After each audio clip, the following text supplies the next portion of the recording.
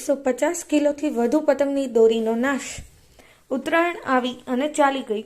પતંગની દોરીથી ઘણા લોકો અને પક્ષીઓ ઘાયલ થયા, પરંતુ ઉત્તરાયણ બાદ જે અલગ અલગ જગ્યા પર પતંગની દોરી જોવા મળી રહી હતી તેનું શું?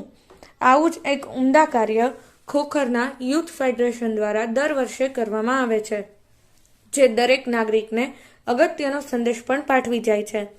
અમદાવાદના ખોખરા મદ્રાસી મંદિર પાસે ખોખરા યુથ ફેડરેશને પતંગની દોરી ઉત્તરાયણ બાદ પક્ષીઓ માટે ઘાતક બને તે પહેલા મણિનગર અમરાઈવાડી વિસ્તારમાં નાગરિકો પાસે વિપુલ માત્રામાં એકત્રિત કરેલ પતંગના દોરાનું દહન કરીને તેનો યોગ્ય નિકાલ કરવામાં આવ્યો।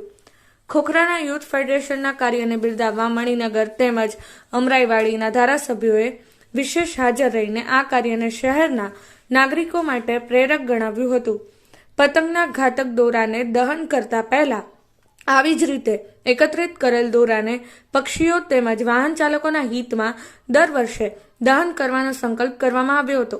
આવા યુવાઓ લોકો અને પક્ષીઓના જીવ બચાવવા આગળ આવતા હોય છે અને એક ઉમદા કાર્ય સમાજ માટે નિભાવતા હોય છે, જેના માટે યુવાનીઓની દર વર્ષે ચાલતી આવતી પહેલને સલામ છે। સંજીવ રાજપૂત, કચ્છ સેવા news, Ahmedabad. Khokhra youth federation એક પ્રેરક બન્યું છે પતંગના દોરાના નાશને લીધે।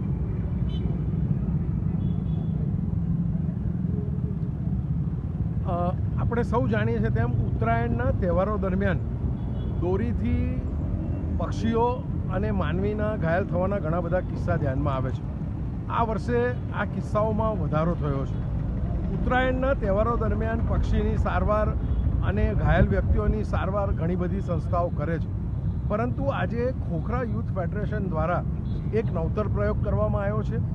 જે દોરા ઉત્તરાયણના તહેવાર પછી જુદા જુદા વૃક્ષો ઉપર, ઘરોમાં અને જુદી જુદી જગ્યાએ ભેગા થયા હતા, તેને જુદા જુદા માધ્યમથી ભેગા કરવાના અને વિપુલ માત્રામાં એ ભેગા થયા એના દહનનો આજે કાર્યક્રમ રાખ્યો છે।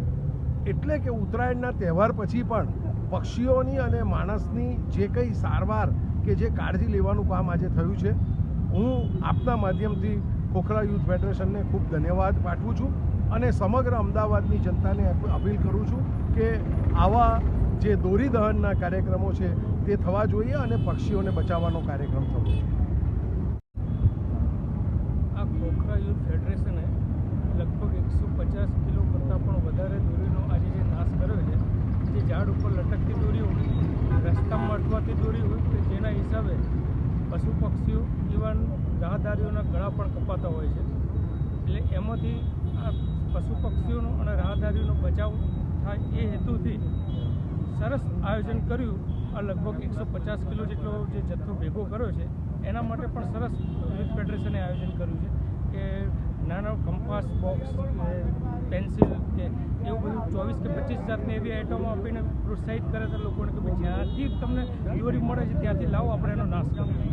એટલે આ એકઠું કરવાનો પણ પ્રયોગ ઘણો રોચક અને સારો રહ્યો છે અને આ એક ઘણું અગત્યનું કામ ઉત્તરાયણના તહેવાર પછીનું આ ગોઠવાયું છે। અમારી ચેનલને સબસ્ક્રાઇબ કરો, લાઈક કરો અને હા, શેર કરવાનું જરૂર ભૂલતા નહીં।